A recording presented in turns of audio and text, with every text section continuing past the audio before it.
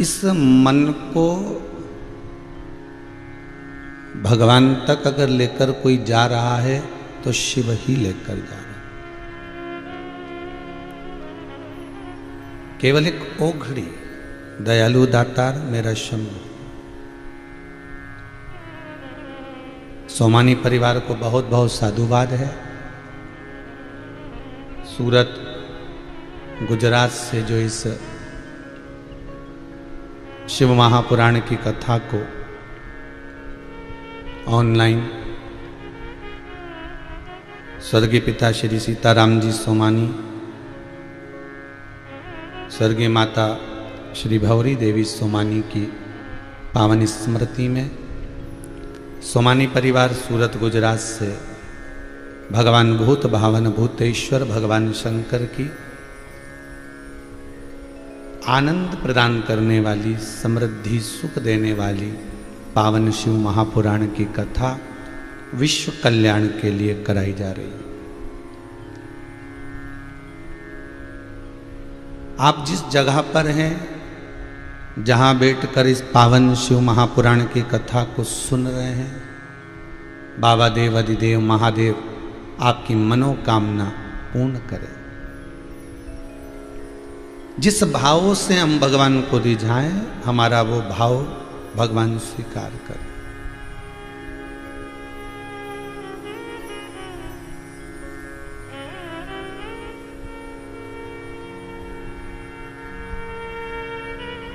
आज किसी ने एक प्रश्न किया है, उसी प्रश्न से शिव महापुराण की कथा को प्रारंभ करते हैं।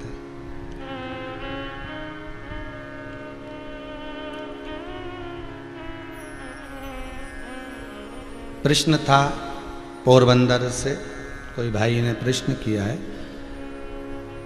कि आप कहते हो ईश्वर है, कल की कथा सुनी होगी, ईश्वर है कि नहीं है वहां से। तो आप कहते हो ईश्वर है,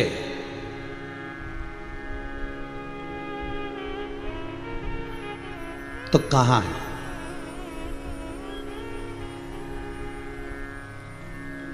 और जिस समय हम जप करने के लिए बैठते हैं, जिस समय हम भगवान का भजन करने के लिए बैठते हैं, हम माला लेकर बैठते हैं, हम तप करने बैठते हैं, हम नेत्र बंद कर कर बैठते हैं, तब ईश्वर क्यों नहीं आता?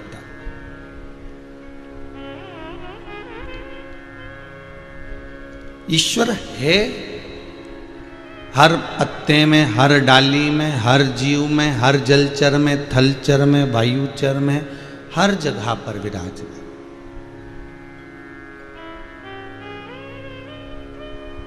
पर वो सामने दिखता नहीं है। अगर दिख जाएगा तो वो सुख जीवन का मिल नहीं पाएगा जो परमात्मा को खोजने में। ट्रेन में बैठने में तो ट्रेन आई और तुम तुरंत चढ़ के बैठ गए, ये एक बात की बात है, पर ट्रेन का इंतजार करना और उसके लिए बाट जोना, थोड़ी देर खड़े तो रहो, इंतजार तो करो कि ट्रेन आएगी और फिर हम बैठेंगे, और तैयारी में बार बार प्लेटफॉर्म पर जाना, बार बार आगे बढ़कर देखना।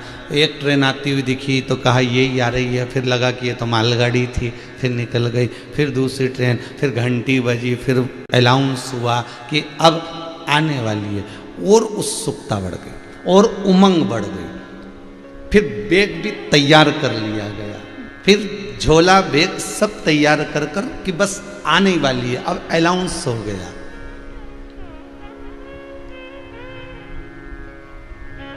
फिर बोर्ड पर लिखा हुआ भी आ गया, फिर बोगी का नंबर भी लिखा हुआ आ गया कि यहाँ पर ये B1 लगेगा कि A1 लगेगा कि HA1 लगेगा कि S1 लगेगा, S2 लगेगा, कि जो सामान्य बोगी लगेगा, रसोई घर लगेगा, ये सब सामने एकदम लिखा हुआ भी आ गया। पर ये कब आएगा? जब ट्रेन आ रही होगी।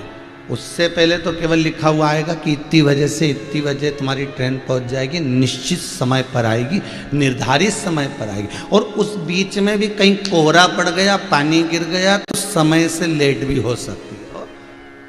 बस उसी तरह ट्रेन आपको दिख नहीं रही है, ट्रेन आपको नजर नहीं आ रही है, ट्रेन आपके सामने नहीं है, पर बार बार कहा जाता है कि आ रही है, समय पर है, फिर कहीं कोहरा पड़ गया, कहीं पानी पड़ गया तो समय से लेट गई, फिर भी आप इंतजार कर रहे, लेट हो गई ना, आएगी तो सही, आधा घंटा लेट चल रही है। फिर उसने बच्चों से कहा जरा देखो और कितनी लेट हो गई, तो कि 20 मिनट लेट चल रही है, फिर आधा घंटा लेट, बैठे रहो, कोई दिक्कत नहीं। और धीरे धीरे धीरे धीरे धीरे धीरे जब निश्चित समय पर समय आता जाता है, उत्सुकता बढ़ती जाती है, उमंग और बढ़ जाती है, और उस ट्रेन से बैठने की उमंगता, उत्सुकता और बढ़ जाती है। और फिर जैसे बस मालूम पड़ता है कि 5 मिनट में पहुंचने वाली है, बस अगले प्लेटफॉर्म पर खड़ी है, और उमंग बढ़ गई। फिर धीरे से सूचना मिल गई कि आ रही है, फिर लिखा हुआ आ गया कि इस जगह पर ये डब्बा आएगा, और उमंग बढ़ गई। फिर सामान लेकर खड़े भी हो गए क्योंकि आ रही है। और फिर जब ट्रेन सामने आई तो उस पर चढ़ने का आनंद कुछ और, कि झट से तुम चढ़ भी गए, धक्का देकर, पूछ कर, पाद कर अंदर पहुंच भी गए। बस यही परमात्मा से मिलन की एक ललकता बिना देखे। मिलेगा जरूर, सामने नहीं आता।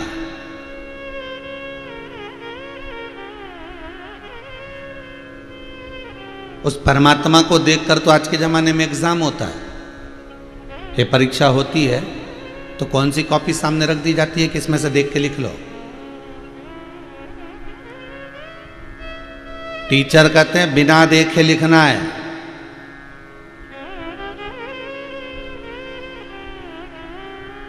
कितना है तो कि हमने तो याद तो करो, याद कर कर रखोगे तभी बिना देखे लिखा जा सकता है।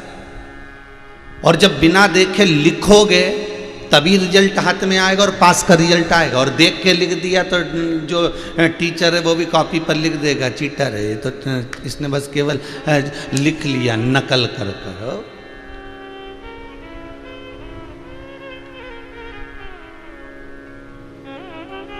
क्यों टीचर होमवर्क देते हैं?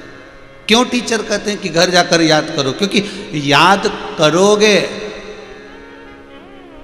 याद कर लोगे तो बिना देखे लिख लोगे, और बिना देखे लिख लिया तो रिजल्ट में तुम पास हो गए, फिर तुम्हारा अगला क्लास में तुम पहुंच गए। उसी तरह यह शास्त्र कहता है कि याद कर लोगे, भले नहीं दिख रहा, याद कर लोगे, बिना देखे वो सामने है ही नहीं, रिजल्ट अच्छा आएगा, लिखते बन जाएगा और वो परमात्मा तुम्हारे सामने होगा।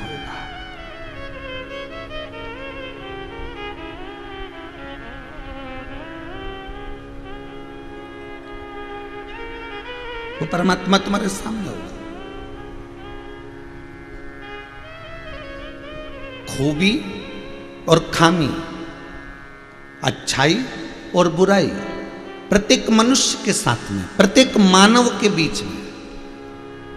आप जितने लोग टीवी चैनल के माध्यम से, आस्था चैनल के माध्यम से कथा सुन रहे हो, चाहे मोबाइल पर, फेसबुक, यूट्यूब पर कथा सुन रहे हो, जिस माध्यम से आप कथा सुन रहे हो, चाहे हम होंगे चाहे आप हो गए, हर व्यक्ति को भगवान ने खूबी और खामी देखने के लिए नेत्र दिए। हर व्यक्ति को अच्छा और बुरा देखने के लिए नेत्र दिए। अब उन नेत्रों से आप, अगर आपके भीतर खूबी होगी तो आप खूबी ढूंढ लोगे, और आपके भीतर खामी होगी तो आप खामी ढूंढ लोगे। आपके भीतर अच्छाई होगी तो अच्छाई ढूंढ लोगे, आपके भीतर बुराई होगी तो आप बुराई ढूंढ लोगे। जब माता पार्वती जी का जन्म हुआ, माता पार्वती जब मैनावती की गोद में आकर विराजमान हुई हिमालय राज के यहाँ, तो देवऋषि नारद ने आकर कितनी कितनी बातें कह दी महाराज। और हर बात में एक ही बात कहते थे, भस्मीदारी मिलेगा, जटा जूड़ बांधने वाला मिलेगा, मृगछाला पहनने वाला मिलेगा, बड़े बड़े जटा बाल होंगे ऐसा मिलेगा। पार्वती मैया सुनती रही, तो मैनावती ने कहा मैं अपनी बेटी का विवाह नहीं करूंगी, ऐसा छोरा मिलेगा तो काय को अपनी बेटी की भाग फोड़ूंगा? क्यों अपनी बेटी की किस्मत फोड़ूंगा? इतने में देवऋषि नारद ने कह दिया, अगर ये सब चीज अगर शंकर जी में है, जटा भी बड़ी है, बाल भी बड़े हैं, मृगचर्म भी पहने हैं, मृगशाला भी पहने हैं, बाघंबर भी है, सब कुछ अगर उसके पास में है तो देख सकती है पार्वती। पार्वती मैनावती की गोद में पड़ी हुई माता पार्वती जो गोद में सो रही थी, जन्म ली हुई पार्वती जन्म से ही खामी नहीं ढूंढी, जन्म से उसने खूबी ढूंढी।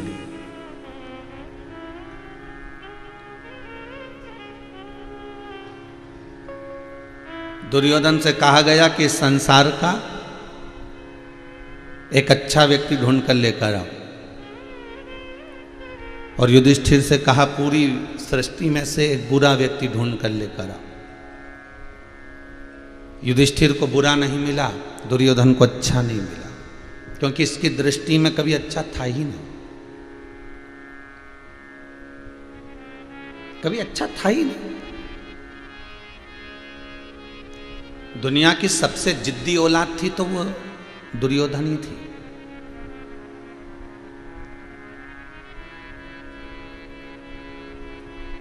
धृतराष्ट्र गांधारी के पास में बैठकर मेरे द्वारकानाथ कहते हैं कि 5 गांव का राज दे दो। धृतराष्ट्र और गांधारी कहते हैं ठीक है हम मंजूर करते हैं 5 राज का गांव। पर जिद्दी औलाद इतनी थी कि उसने कह दिया मैं सुई की नोक के बराबर नहीं दूंगा। तो भगवान कृष्ण ने भी सोच लिया तू मत दे सुई की नोक के बराबर, हम तीर की नोक पे ले लेंगे, रख तेरे पास।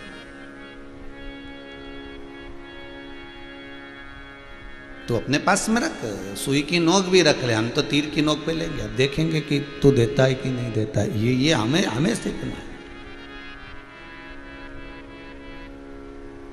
रख लो।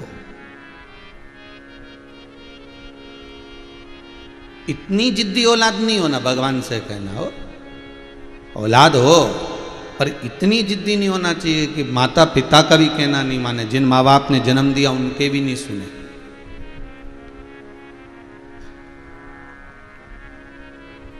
इतना जिदपन किस काम का? महाराज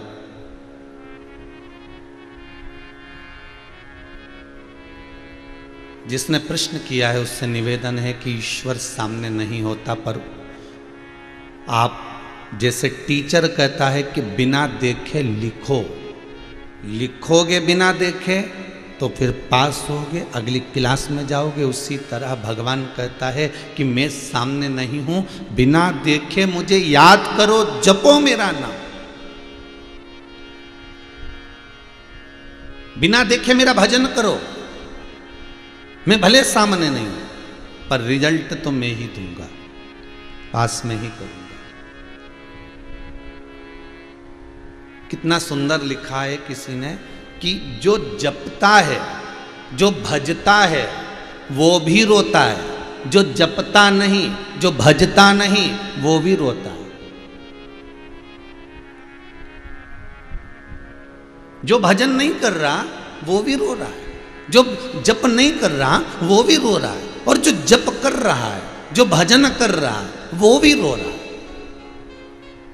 तो किसी ने पूछा ये दोनों क्यों रो रहे हैं? एक भजन करने वाला भी रो रहा है, जप करने वाला भी रो रहा है, साधना करने वाला भी रो रहा है, मंत्र जपने वाला भी रो रहा है, और एक मंत्र नहीं जपने वाला, साधना नहीं करने वाला, भजन नहीं करने वाला भी रो रहा है। इन दोनों के रोने का कारण क्या है? तो शिव महापुराण की कथा कहती है, विद्येश्वर संहिता कहती है कि दोनों के रोने में अंतर है।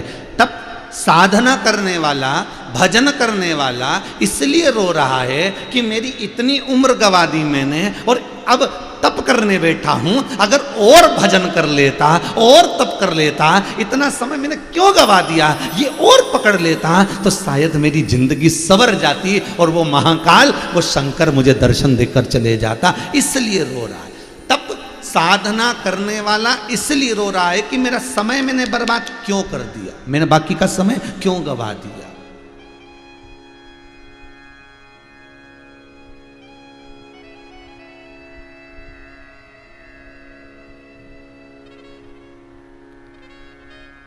कल सोमानी परिवार कह रहा था सूरत वाला कि गुरुदेव हमको कथा से जुड़ने के बाद ऐसा लगता है कि यही आनंद है, यही सुख है, इसके सिवा कुछ नहीं, यही आनंद। और जब जागे जब सवेरा है, तप करने वाला इसलिए रो रहा है, साधना करने वाला इसलिए रो रहा है, भजन करने वाला इसलिए रो रहा है कि मैंने देरी क्यों कर दी, क्यों मैं अभी इतना लेट हो गया, मैं क्यों। आप में से भी कई लोग जो आस्था चैनल पर कथा सुन रहे हैं, मोबाइल पर कथा सुन रहे हैं, उनके मन में भी ये कभी कभी आता है जब चैनल आपको नहीं मालूम कि शिव महापुराण की कथा आ रही और बदलते बदलते बदलते बदलते और चैनल पर तुम पहुंच गए और उस चैनल पर आपको शिव महापुराण की कथा मिल रही है और आपका मन जब कथा में लग गया तो आपने बहुत सारे लोगों को कहा कि देखो कथा आ रही है और एक बार देखना जरूर, एक बार सुनना जरूर। मेरा मन लग गया पर बहुत लेट पहुंचा मैं हूं उस कथा तक, उस परमात्मा तक पहुंचने में मुझे बड़ी देरी हो गई।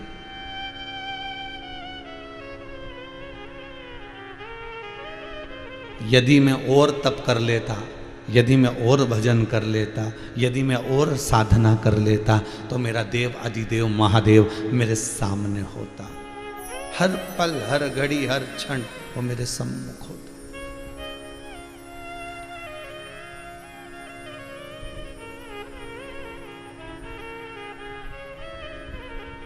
वो मेरे सामने खड़ा होता और जब मेरे सम्मुख में होता तो मैं उसकी गोदी में बैठा हुआ होता। ध्रुव जी महाराज बिना देखे भजन करे भगवान मिले, प्रहलाद जी महाराज ने भगवान को देखा नहीं था, बिना देखे भजन करा भगवान मिले। मीराबाई ने बिना देखे भगवान का भजन करा, गिरधर गोपारा मिला। रामकृष्ण परमहंस जी ने बिना देखे जगदम्बा की आराधना करी, माँ जगतजननी का दर्शन हुआ। रामकृष्ण परमहंस जगतजननी का स्मरण कर लिए। संत तुकाराम जी ने बिना देखे भगवान का भजन करा, हरि विठ्ठल पांडुरंगा मिल गया। नामदेव जी महाराज ने बिना देखे भगवती स्मरण करा तो मेरा पांडुरंगा हरि विठ्ठल मिल गया। बिना देखे जब हम भजन की ओर बढ़ते हैं तो परमात्मा सामने होता है। तप साधना में परमात्मा भले सामने ना हो पर तप साधना में तुम्हारा भाव भगवान से जुड़ा हुआ होता है।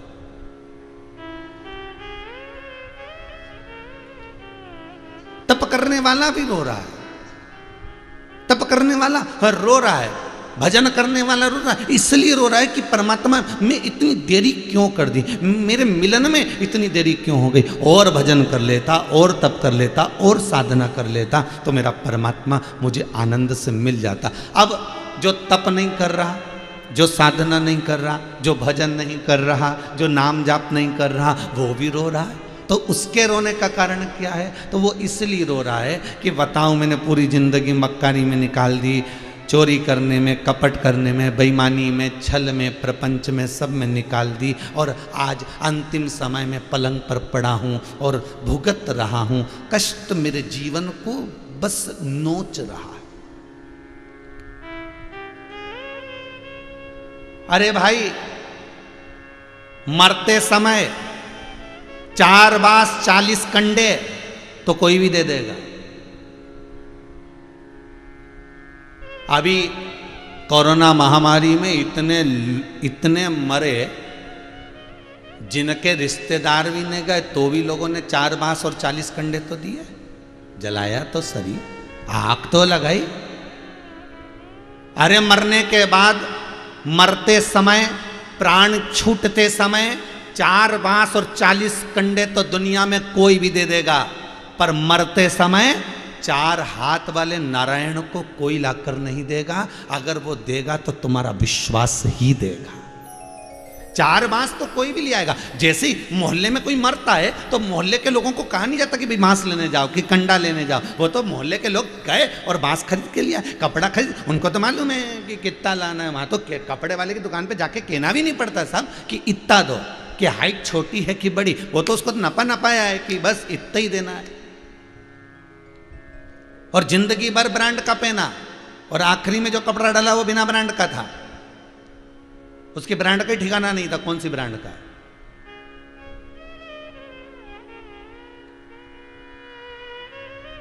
मोहल्ले के लोगों को कहा नहीं जाता कि तुम बांस खरीद के लाओ, कि तुम कंडे खरीद कर लाओ, कि तुम ये वस्त्र खरीद, कहना नहीं पड़ता। ये 4 बांस 40 कंडे तो मरते ही तुमको कोई ना कोई दे देगा, पर मरते समय पर 4 हाथ वाला नारायण तुमको कोई नहीं देगा, उसको तो तुम्हें लाना पड़ेगा।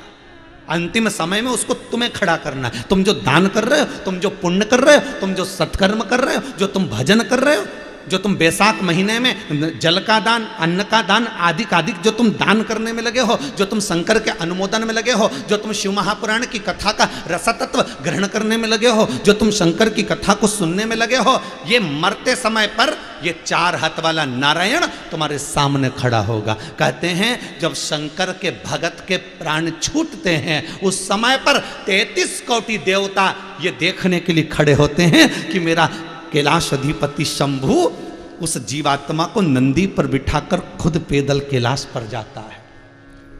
प्रतिदिन मेरा शंकर नंदी पर पार्वती को बिठाकर खुद घूमने जाता है।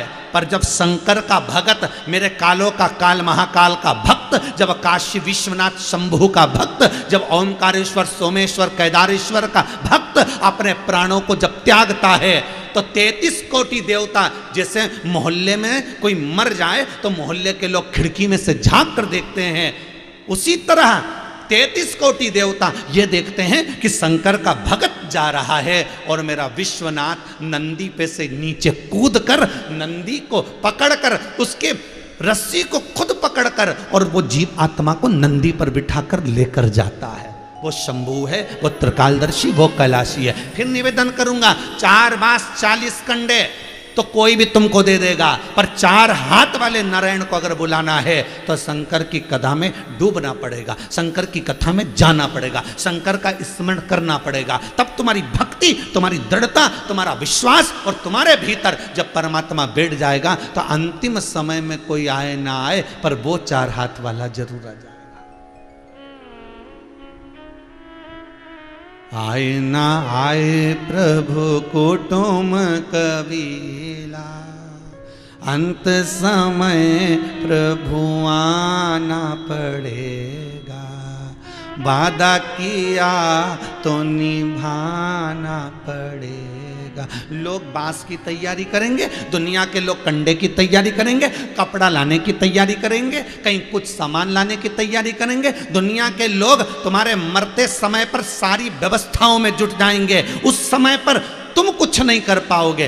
करेगा कौन? जो तुमने भजन करा, जो तुमने दान करा, जो तुमने पुण्य करा, जो तुमने सत्कर्म करा। मरते समय पर 2 लोग बहुत काम करते हैं। एक मोहल्ले के लोग लकड़ी तैयार करना, कंडा तैयार करना, अर्थी तैयार करना, सामान तैयार करना, और एक ये जीवात्मा जो तुमने दान करा, पुण्य करा, सत्कर्म करा, ये 2 लोग बहुत तैयारी करते हैं। एक मोहल्ले के लोग, एक ये आत्मा। आत्मा भी तैयारी करती है। क्या तैयारी करती है? इसने बहुत दान दिया, इसने बहुत पुण्य करा, इसने भजन करा, इसने शिव महापुराण की कथा सुनी, एक नहीं ना जाने कितनी सुनी, भले टीवी के सामने सुनी, भले मोबाइल पर सुनी, जितना समय मिलता था उतनी सुनी, पर कथा तो सुनी। तब ये आत्मा उस नारायण से कहती है कि सामने आ जाओ, इसके प्राण छूट रहे हैं। वो 4 बांस की तैयारी करें और ये आत्मा 4 भुजानाथ को लाकर खड़ा कर देती है। यह आत्मा 4 हाथ वाले उस नारायण को लाकर खड़ा कर देती है कि इसकी अब प्राण जा रहे हैं और तुम्हें यहां खड़ा होना है।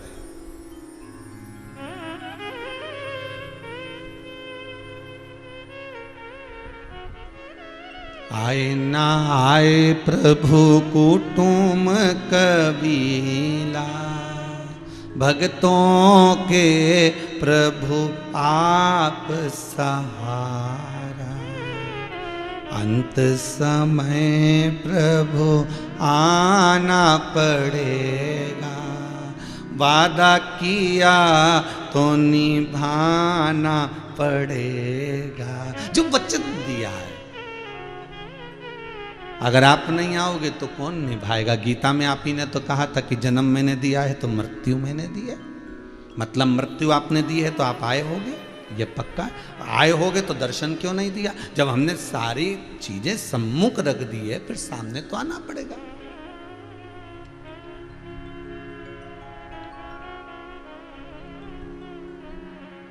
पहुंचना तो सम्मुख पड़ेगा। हमें लगता है पापी व्यक्ति बड़ा सुखी होता है, हमें लगता है पुण्य करने वाला, भजन करने वाला, दान करने वाला, सत्कर्म करने वाला बड़ा दुखी होता है। कई लोग कहते हैं हमारी अम्मा तो खूब भगवान का भजन करती थी, हमारी माता जी तो खूब शिव जी का नाम लेती थी, हमारा भगवान का तो हम खूब भजन करते थे, उसके बाद भी भगवान ने ऐसा दुख क्यों दिया? उसका कारण होगा। एक झोली में फूल भरे हैं, एक झोली में कांटे, तेरे बस में कुछ भी नहीं, वो बांटने वाला बांटे। कोई कारण हो सकता है? सांप भी डस ले तो मिल जाए किसी को जीवन दान, और एक चींटी के कांटे से मिट जाए नाम और निशान। कोई कारण हो सकता है? धन का बिस्तर मिल जाए पर नींद को तरसे नैन, और कांटों पर भी सोकर आए किसी के मन को चैन। कोई कारण होगा। डनलप का गद्दा लगा है, एसी का रूम है, खूब नौकर चाकर सब लगे हैं, और पीने के लिए दूध एक गिलास भर कर रखा है, ड्राई फ्रूट्स भी रखा है, सब कुछ है कमरे के अंतर्गत, सब कुछ रखा है, सारा सुख है, पर नींद कहां से लेकर आओ? सुख वस्तु का बहुत है, पर नींद कहां से लाओगे? और एक व्यक्ति जिसके पास कुछ भी नहीं है, दिन भर ठेला धकाता है, दिन भर मजदूरी करता है, और ओटले पर पत्थर पर भी सोता है, बिना पलंग के, बिना गादी के, उसके बाद भी ऐसी नींद लग जाती है कि वो अलमस्त है। वो करोड़पति से ज्यादा सुखी है, क्योंकि नींद उसको आ रही है और चैन की आ रही है। वो कहां से लेकर आ?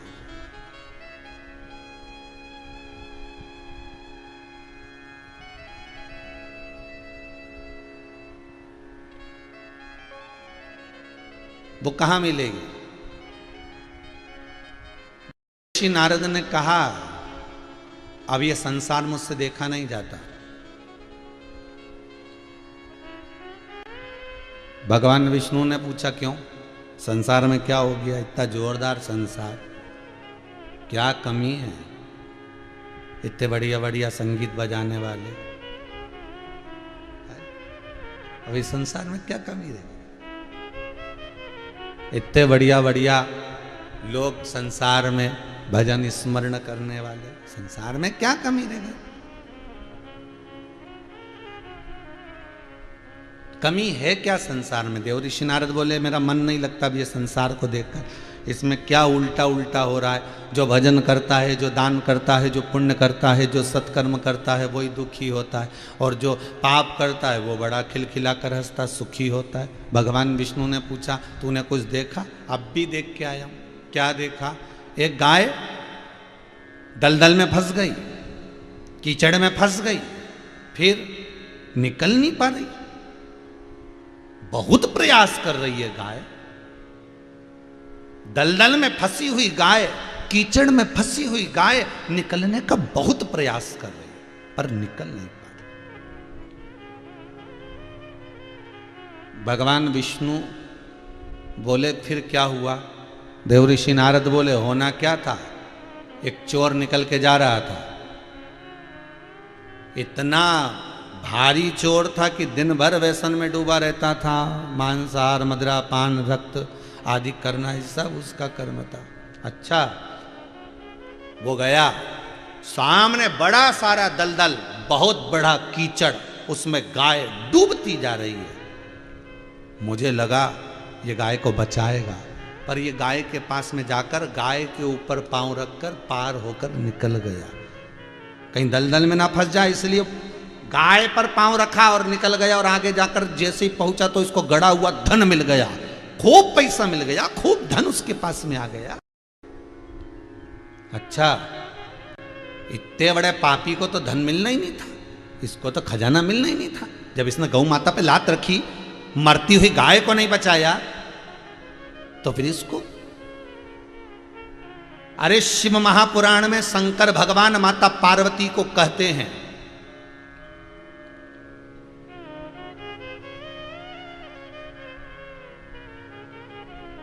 बहुला गाय की जब कथा आती है, उस बहुला गाय की कथा के समय पर शंकर पार्वती से कहते हैं कि मरती हुई गाय को, कसाई के हाथ से कट रही गाय को अगर कोई व्यक्ति बचाकर लेकर आ जाता है, तो शिव कहते हैं पार्वती समझ लेना वो शंकर ही उसमें समाया हुआ है, शंकर कहीं दूसरा नहीं, जो मरती गाय को बचा कर लिया है वो शंकर ही है, मेरा ही एक स्वरूप है, वो मेरा एक प्रतिबिंब है। मेरा स्वरूप है। शंकर को कहां ढूंढोगे? शिव को ढूंढने के लिए कहीं नहीं जाना अपने को। हाँ, कैलाश नहीं, हमें कहीं नहीं जाना शंकर को ढूंढने के लिए। बस अपने हृदय में शिव कब आएगा? आप किसी भूखे को भोजन कराते हुए देखो, आप किसी निर्धन को देखो और उसको कोई सहयोग प्रदान कर रहा हो, कोई गाय भूख से बिलख रही हो, कोई गाय पानी के प्यास से बिलख रही हो, कोई उसे पानी पिला रहा हो, कोई भोजन करा रहा हो, कोई सत्कर्म कर रहा हो, कोई पुण्य कर रहा हो, ऐसे व्यक्ति का जब सुबेरे सुबेरे तुम दर्शन कर लो तो समझ लेना कि वो शंकर ही है, वो कोई दूसरा नहीं हो सकता, वो शिव ही। पर बिना दिखावे के, बिना दिखावे के। अगर वो भोजन करा रहा है तो बिना दिखावे के, अगर वो गाय को जल पिला रहा है बिना दिखावे के, भोजन करा रहा है बिना दिखावे के, और उसमें दिखावा नहीं है।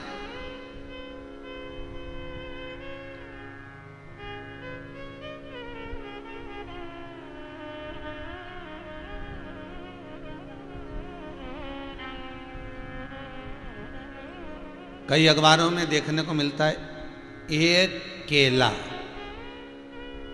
हॉस्पिटल में देते हैं और 25 लोग खड़े होके फोटो खिंचवाते। केला एक,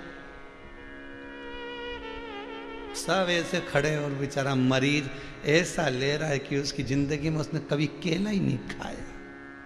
एक केला और 25 लोग बाजू में खड़े हैं। 25।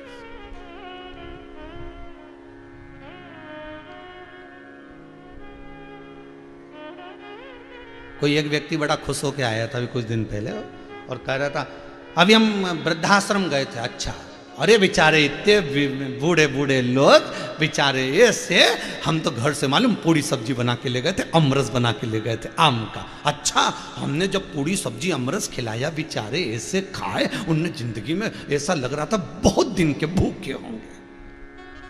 हमने कहा वाह। हमने कहा कितने दिन तक खिला रहे हो? बस एक बारी तो खिलाना था। फिर हम उसी वृद्धाश्रम में पहुंच गए और हमने जाकर पूछा कल वो जीजी आई थी तुम्हारे यहाँ पर, अमरस पूड़ी बनाकर लाई थी, सबको खिलाया था, कैसा खिलाया? अच्छा खिलाया, बड़ी तारीफ कर रही थी। तो इतने में वहाँ के वो बूढ़े लोग बोले काय का खिलाया? अमरस तो इतना सा लाई थी, इतना इतना सा दे के चली गई, छोटा वाला डिस्पोजल में। और हमने कहा दूसरी बार दे दो तो क्या कोई अमरस है?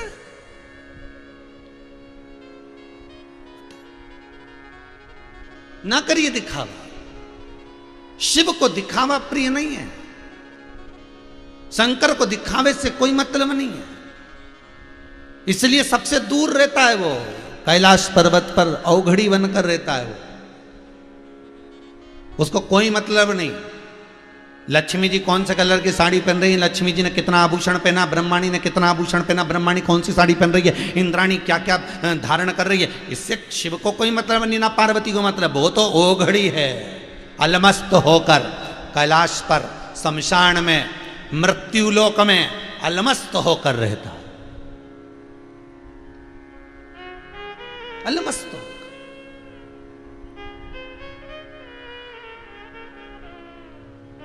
किसी ने पार्वती जी से पूछा पृथ्वी पर तुम्हारी पूजन होती है और तुम 9 दिन तक नवरात्र में जब तुम्हारी आराधना होती है तुम्हें लोग सजाते हैं, मूर्ति बिठाते हैं, कितना सुंदर सुंदर श्रृंगार करते हैं, ऐसा रोज क्यों नहीं करते? पार्वती जी बोली मैं मृत्यु लोक में रहती हूँ।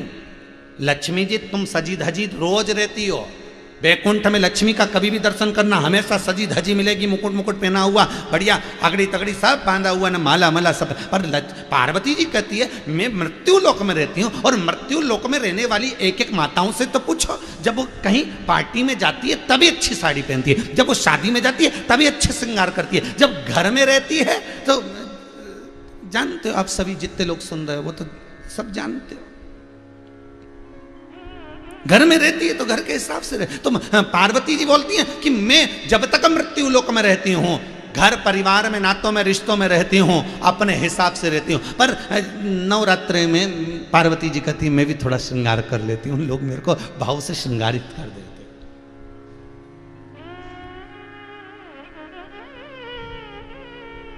फिर किसी ने पूछा तुम सभी दिन एक जैसी क्यों नहीं रहती?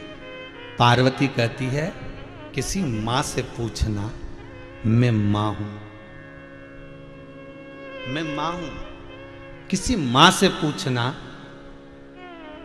बहुत सुंदर चुन्नी बेस पहनी हो, उसमें यहां फुंदा लटक रहे हो और खूब जोरदार हार मार और उसमें सितारे लग रहे हो, सोना चांदी जड़ रहा हो, तगड़ी पहनी हो, चूड़ा पहनी हो, गले में हार पहनी हो, खूब सुंदर कुंडल पहनी हो और अपने बच्चे को मां गोदी में ले,